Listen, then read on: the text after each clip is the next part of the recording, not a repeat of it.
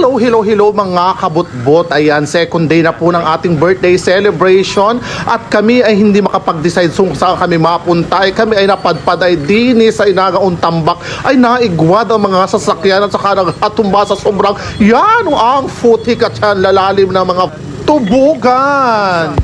Ay ano ba namang birthday ito? Talagang kita'y gahilamos na ang footing at talagang makain ng inagong aroma dito at pag kita ay natumbay kita'y matumbali na talaga namang mahampas ay nagaong putik. Ay talaga po ang plano namin ay kami mahambiyad ay sa pulang lupa. Ay kaso naman po ay nag-auulan at yan ang lakas ng inagaong hangin ay kita po ay magatalsikan at awaklitin ng hangin ay kita ay magatapunan ng mga pagkain. Kaya kami ay napunta at napadpadala nga ay dito sa inagaong napaka-putik na daan ng inagaong Tambak. Tingnan pa po, maganda po kasi dito pagtuyo ang inagaong daan.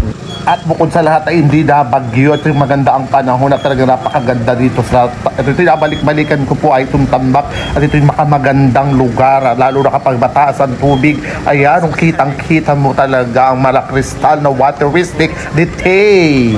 Ay, sa wakas at sa awa ng Diyos ay nakarating na po kita dito sa Inagaong Tambak. Dito sa dulo kami at din maganda-ganda ang pwesto. Ayan man din ang mga kasama natin. Pagod na pagod.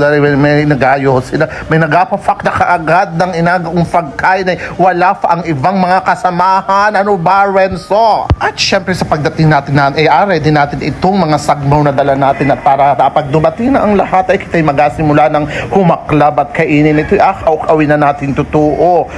At ito na nga matinding bakbakan, simulan na natin ang ating kainan. Halahak, labanin nyo yung kaw-kawakay, kaya na ninyo magpakabusog kamo. At yun ay para sa inyong lahat. Hala, parinin na kamo, wag na magpatumpik-tumpik pa at lahat ng mga kapitbahay inyong tawagin para kumain ng handang ito. At ito na nga mga kabutbot, nakakuha na sila ng pagkain at isip mo'y parang abitayin sila at makapuno ang lalagyan, lalo na ito si Lijan.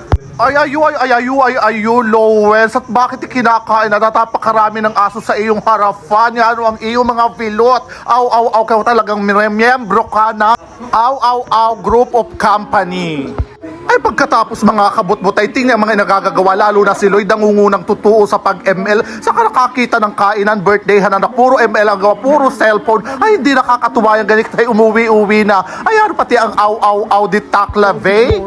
Ay ano ta, shout out po kay Mr. Nathaniel Perpinian at talaga naman pong nagasamuan na totoo ng niyubak ng iba. Lupon yan, lupon! Mga walang pala. Ano ka, lupon, talon? Talon, pre, talon. Lupon yan, inagay. Lupon barangay. Peanuts! Bomba na. Pamansin! Okay na. Walang tanggihan. Ay, ano ta? Sorry. Wala, wag kamaya. At sasabihin mo Peanuts. Ganyan, di ka sure. Kasya yan, lahat yan. Ibaba mo na. Ano yan siya? Kasya. Ito naman sa iyo. Inasabi sa mga Peanuts, hindi ito pa ko ibok naman.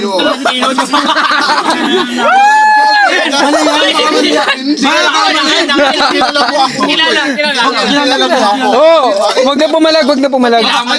Baka mali yan.